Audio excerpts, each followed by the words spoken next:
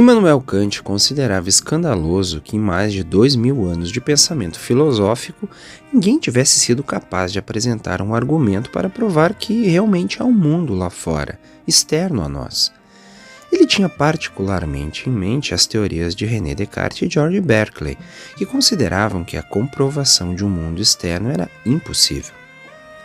No início de Meditações, Descartes argumentou que, exceto o conhecimento de nossa própria existência como seres pensantes, devemos duvidar de todo conhecimento, inclusive o de que há um mundo externo. Ele então prosseguiu para contrariar esse ponto de vista cético com um argumento que alegava provar a existência de Deus e, por consequência, a realidade de um mundo externo. No entanto, muitos filósofos, incluindo Kant, não consideram a comprovação de Deus feita por Descartes válida em sua dedução. Berkeley, por outro lado, argumentou que o conhecimento é realmente possível, mas que ele provém das experiências que nossa consciência percebe. Não temos justificativa para acreditar que essas experiências têm qualquer existência externa fora de nossas próprias mentes.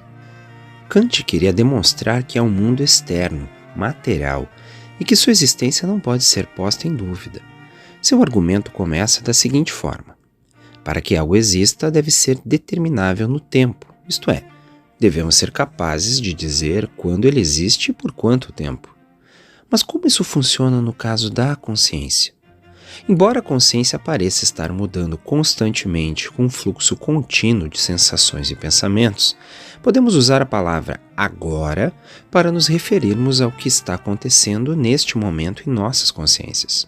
Mas agora não é um tempo ou data determinada. Toda vez que digo agora, a consciência é diferente. Aqui se encontra o problema. O que torna possível especificar o quando da minha própria existência? Não podemos experimentar o tempo em si, diretamente. Em vez disso, experimentamos o tempo por meio das coisas que se movem, mudam ou permanecem iguais. Considere os ponteiros de um relógio, girando de maneira lenta. Os ponteiros que se movem são inúteis para determinar o tempo por si só. Precisam de algo diante do qual mudar, como os números no mostrador de um relógio. Todo o recurso que tenho para medir o meu agora constantemente em mudança é encontrado nos objetos materiais fora de mim, no espaço, incluindo o meu próprio corpo físico. Dizer que eu existo exige um determinado momento no tempo, e isso, por sua vez, exige um mundo externo realmente existente no qual o tempo ocorre. Meu nível de certeza sobre a existência do mundo externo é, por conseguinte, igual ao meu nível de certeza sobre a existência da consciência, o que Descartes acreditava que era absolutamente certo. Kant também investigou como a ciência entendia o mundo exterior. Ele admirava o impressionante progresso das ciências naturais ao longo dos 2 séculos precedentes, em comparação com a relativa estagnação da disciplina desde os tempos antigos até aquele momento. Kant, junto com outros filósofos, indagava-se sobre o que era feito de maneira correta na pesquisa científica. A resposta dada por muitos filósofos do período foi o empirismo. Os empiristas, tais como John Locke e David Hume, argumentam que não há conhecimento, exceto aquele que chega a nós através de nossa experiência do mundo. Eles se opunham às visões de filósofos racionalistas como Descartes ou Leibniz, que argumentavam que a capacidade da mente para raciocinar e lidar com conceitos é mais importante para o conhecimento do que a experiência. Os empiristas afirmavam que o recente sucesso da ciência se devia ao fato de os cientistas dedicarem muito mais cuidado às suas observações sobre o mundo do que tinha sido previamente. Também ao fato de fazerem menos suposições injustificadas baseadas apenas na razão. Kant argumentou que, embora tudo isso seja parcialmente verdadeiro, não podia ser a resposta completa. Era falso dizer que não havia observação empírica detalhada e cuidadosa na ciência antes do século XVI. A questão real, argumentou Kant, é que um novo método científico surgiu e validou as observações empíricas. Esse método envolve 2 elementos. Primeiro, afirma que os conceitos como força ou movimento podem ser perfeitamente descritos pela matemática. Segundo, testa seus próprios conceitos de mundo ao fazer perguntas específicas sobre a natureza e ao examinar as respostas. Por exemplo, o físico experimental Galileu Galilei queria testar a hipótese de que dois objetos de pesos diferentes cairiam pelo ar com a mesma velocidade, e criou um experimento para testar isso de tal maneira que a única explicação possível para o resultado observado seria a verdade ou a falsidade da hipótese. Kant identificou a natureza e a importância do método científico. Ele acreditava que esse método tinha colocado a física e outras disciplinas no caminho seguro de uma ciência. No entanto, sua investigação não parou aí. A questão seguinte foi: por que razão nossa experiência de mundo é de tal forma que o método científico funciona? Em outras palavras, por que nossa experiência científica de mundo é sempre matemática na natureza? E como é sempre possível para a razão humana apresentar questões à natureza? Em sua obra mais famosa, Crítica da Razão Pura, Kant argumentava que nossa experiência de mundo envolve dois elementos. O primeiro é o que ele chama de sensibilidade, nossa capacidade de experimentar diretamente coisas particulares no espaço e no tempo, como um livro, por exemplo. Essa experiência direta ele chama de intuições. O segundo é o que Kant chamava de entendimento, ou seja, a nossa capacidade de ter e usar conceitos. Para Kant, um conceito é uma experiência indireta com as coisas, como o conceito de livro em geral. Sem conceitos, não saberíamos que nossa intuição era a de um livro. Sem intuições, nunca saberíamos que existem livros. Cada um desses elementos tem, por sua vez, dois lados.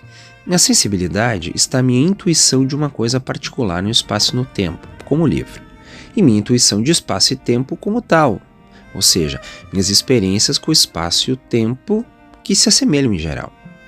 No entendimento está o meu conceito de algum tipo de coisa, livros, e o meu conceito de uma coisa, como tal substância.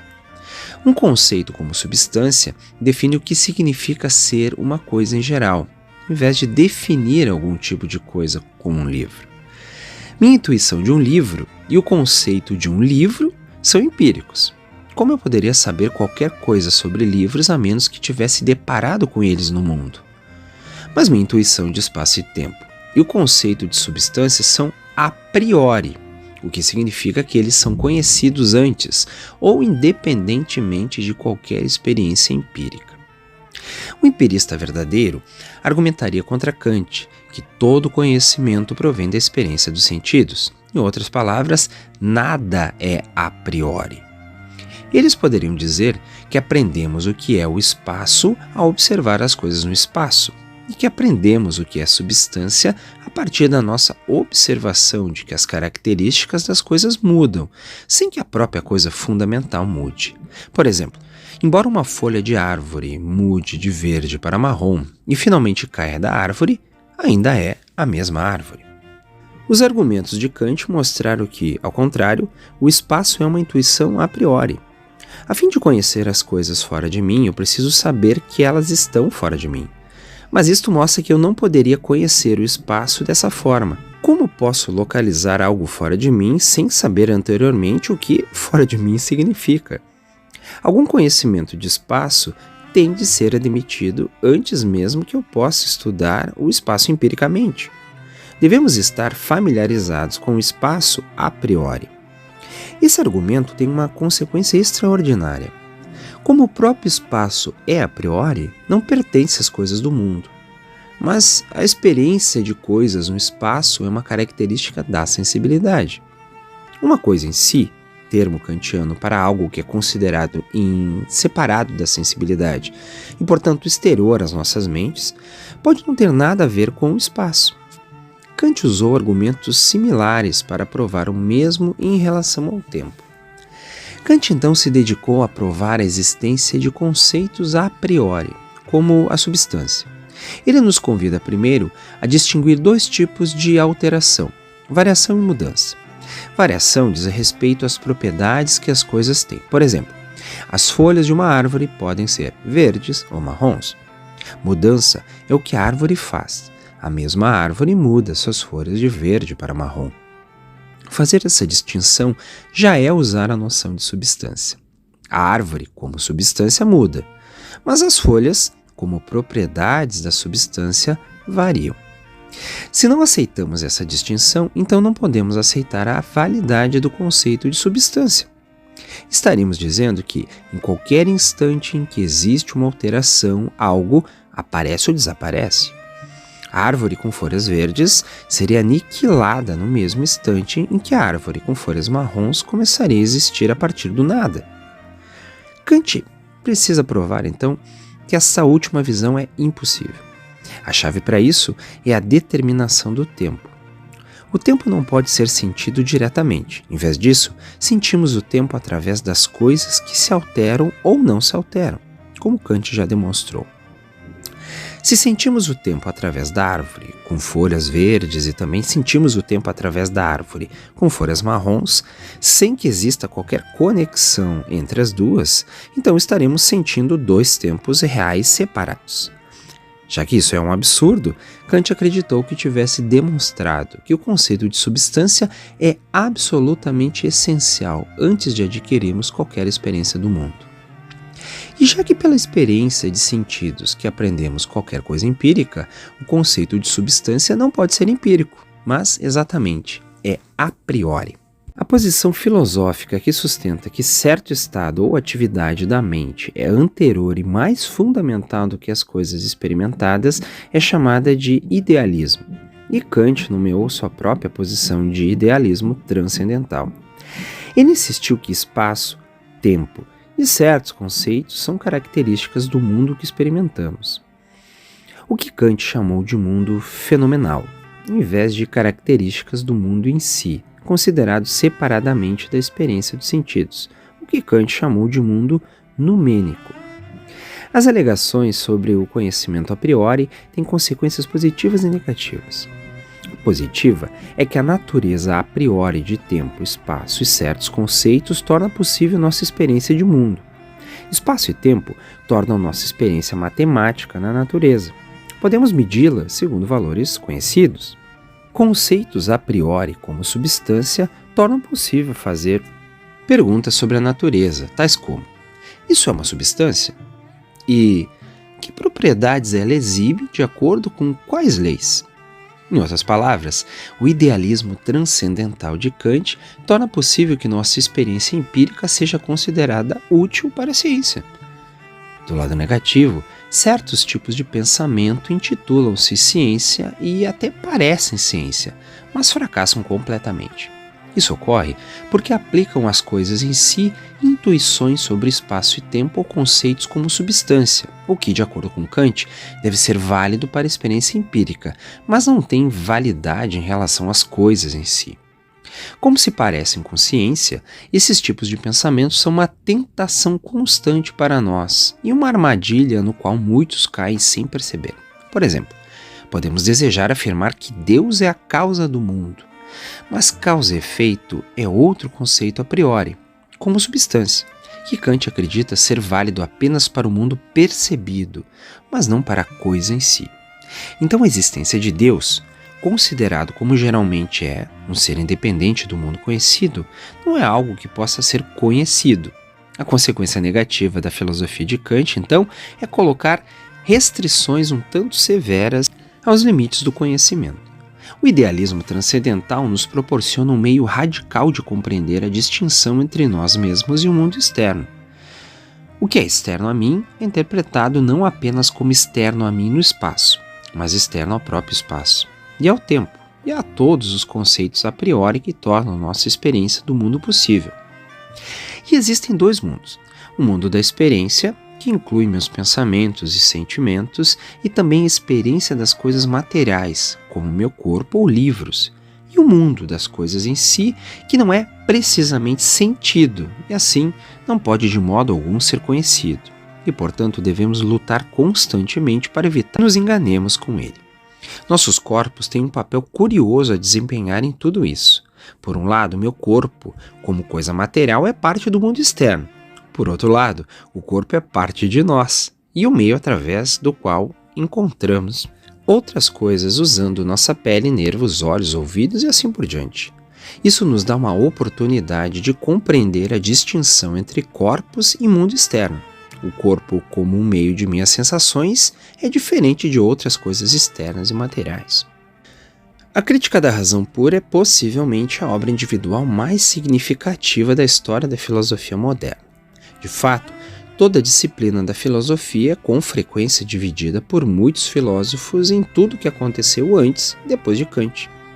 Antes de Kant, empiristas como John Locke enfatizaram o que Kant denominou sensibilidade, mas os racionalistas como Descartes tenderam a enfatizar o entendimento. Kant argumentava que nossa experiência de mundo sempre envolve ambos. Então é dito com frequência que ele combinou o racionalismo e o empirismo. Depois de Kant, a filosofia alemã em particular progrediu rapidamente. Os idealistas Fichte, Schlegel e Hegel levaram as ideias kantianas a novas direções e, por sua vez, influenciaram todo o pensamento do século XIX, do romantismo ao marxismo. A crítica sofisticada de Kant ao pensamento metafísico também foi importante para o positivismo, que sustentava que toda assertiva justificável é possível de verificação científica ou lógica. O fato de Kant localizar a priori até mesmo nossas intuições sobre o mundo foi importante para os fenomenologistas do século XX, tais como Edmund Husserl e Martin Heidegger, que procuraram investigar os objetos da experiência independentemente de qualquer suposições que possamos ter a respeito deles. O trabalho de Kant também permanece como importante ponto de referência para os filósofos contemporâneos, especialmente na metafísica e na epistemologia. Immanuel Kant nasceu em 1724, numa modesta família de artesãos. Cresceu e trabalhou toda a vida na cosmopolita cidade portuária báltica de Königsberg, então parte da Prússia. Embora nunca tenha deixado a província natal, tornou-se um filósofo internacionalmente conhecido, ainda em vida. Kant estudou filosofia, física e matemática na Universidade de Königsberg e lecionou na mesma instituição nos 27 anos seguintes. Em 1792, suas visões heterodoxas levaram o rei Frederick William II a proibi-lo de lecionar. Ele retornou ao ofício após a morte do rei, 5 anos depois. Kant publicou ao longo de toda a sua carreira, mas é mais conhecido pela série de obras inovadoras produzidas entre os 50 e os 70 anos. Embora fosse um homem brilhante e sociável, nunca se casou. Morreu aos 80 anos de idade. Suas obras-chave, Crítica da Razão Pura, de 1781, Fundamentação da Metafísica dos Costumes, de 1785, Crítica da Razão Prática, de 1788 e Crítica da Faculdade do Juízo, de 1790.